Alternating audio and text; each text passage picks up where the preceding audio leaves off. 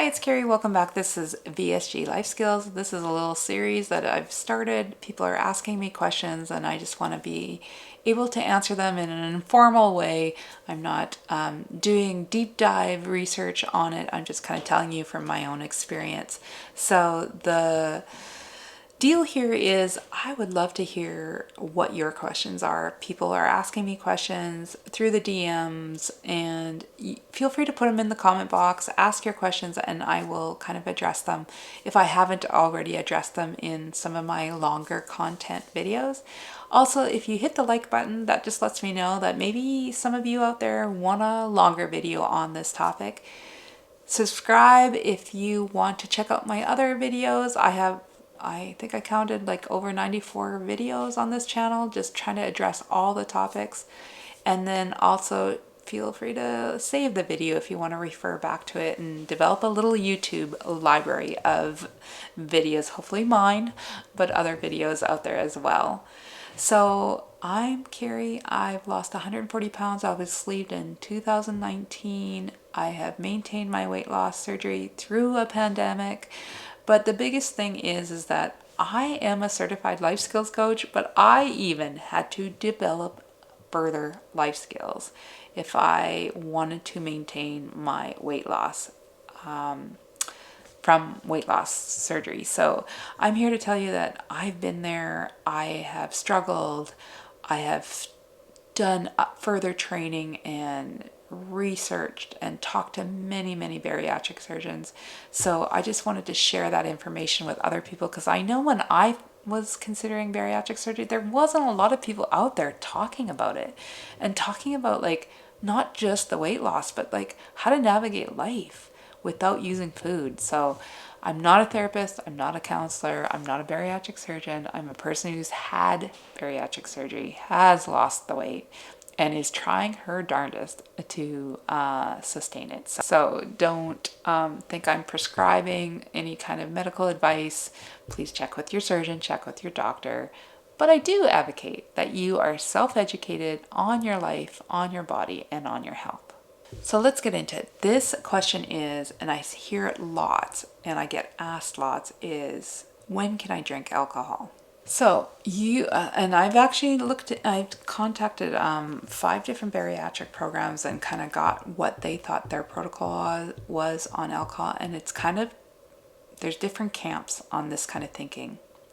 So majority of them say that, some of them say you should refrain from alcohol for the rest of your life. I don't know. I'm not here to tell you. You're an adult. You can drink. You can decide to drink. I think there's things to consider. So majority of the programs that I contacted said they do suggest that you refrain from it from like until at least 6 months, some say a year. And the reasons being is that alcohol can disrupt our digestive systems and it impacts our liver.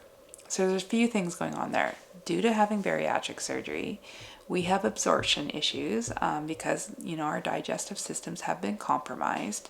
So that's one thing. The liver does consider alcohol as a toxin, as a poison. So what it's going to do, as it should, is it has to deal with it. It metabolizes it first before it does anything else.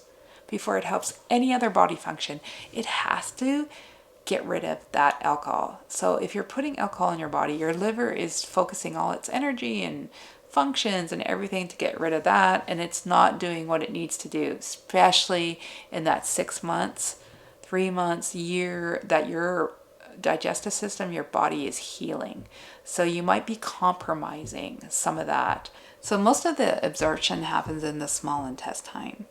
So if you're, especially when your stomach is healing, if you had the gastric sleeve or even the gastric bypass, is that, your body's healing and your digestive system has been impacted severely. And so you are really wanting to be able to have your stomach and your intestines do the job that it's supposed to do. So it has a hard time, even when we're in our best of health and we haven't had surgery, is that it needs to focus its energy on breaking down the alcohol, and that takes work and that takes time. Alcohol is not something that the body loves and is able to metabolize really quickly and easily. So you don't want it to lead to maybe possibly stomach ulcers, or just decrease the lining, or it might even hurt, heartburn or GERD situation.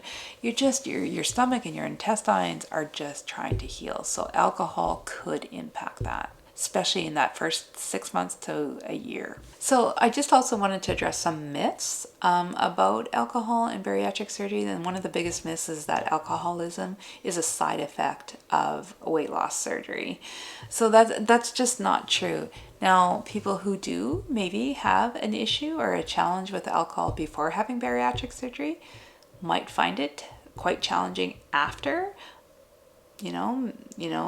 Was alcohol being used in other ways to cope with life? And so it will not make it easier, for sure. It doesn't cause alcoholism, but it definitely will not make the situation easier if you've been challenged with alcohol before having surgery. Like we mentioned, a lot of programs might tell you, but kind of one of the biggest myths is that yeah, you can have alcohol after surgery. It's not like you can't, it's not like you're gonna die or anything like that. That's not the situation. It's just surgeons just want you to recover and heal and don't want to add problems on. But one of the biggest myths is that you just can't have alcohol ever after having surgery.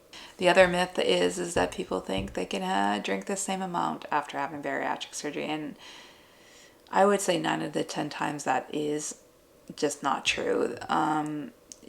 Your body has been compromised. We talked about absorption, all the things, but a lot of people that have alcohol after having bariatric surgery, even after the 6 months and a year, it's just they metabolize it differently, meaning the impact can be faster, it can be quicker, you don't have to drink as much to feel the impact. So you just have to take that into consideration, that your body is just not going to react the same to the amount of alcohol or to the types of alcohol. And so that could impact whatever you're doing at the time, or your decisions, or how your body reacts to it. So it's just something to consider.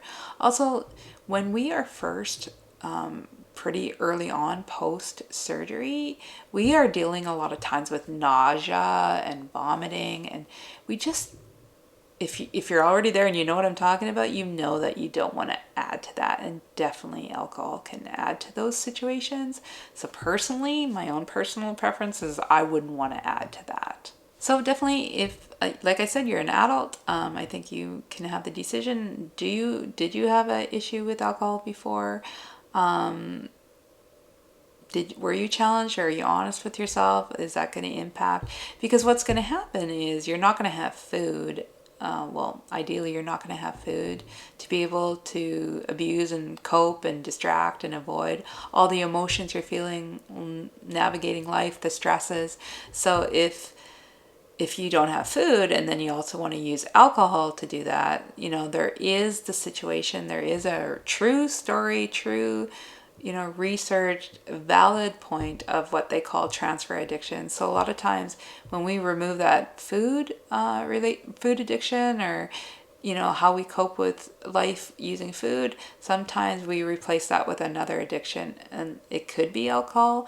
There's other things like exercise, food, sex, the whole thing, but there is a real thing called transfer addiction. So you just kind of need to know yourself and decide what you're getting into in regards to alcohol. But some of the precautions that people suggest is know your limit, know your intake. Are you fully healed? Are you able to understand what you're getting into? And just you have to do a little trial and error at the beginning to understand, how does this impact me? How is it going to impact me? Be mindful that it is nutrient void and high in calories. So, you're adding something to your system that just doesn't have any nutrients and is calorie dense. So that's just your decision, but just understand that that will impact what your goals are. Now, depending on what you decide to drink, we know that a lot of drinks have sugar, high sugar contents, or maybe higher carbonation. So you just, once again, you have to understand, what are you putting into your body? What are you ingesting? What are the ingredients? And how does that impact you? And how does that impact your goals? I would always say, especially your gastric sleeve people, if you are going to consider drinking, definitely I would not drink on an empty stomach. It probably will trigger maybe some nausea, especially your first couple times. I would definitely not drink on an empty stomach. And like we kind of highlighted before, just you got to learn how to self-medicate, and that can't be with food and that can't be with alcohol. I think, have a conversation with your bariatric surgeon or your nutritionist. Do your research, know yourself, know what you're getting into. Some of us, no judgment, no guilt, no shame. Some of us can handle alcohol and want to have that included in our life. I do suggest that you wait till you're healed. I do suggest that you understand the precautions. And I do suggest that you do it responsibly, right?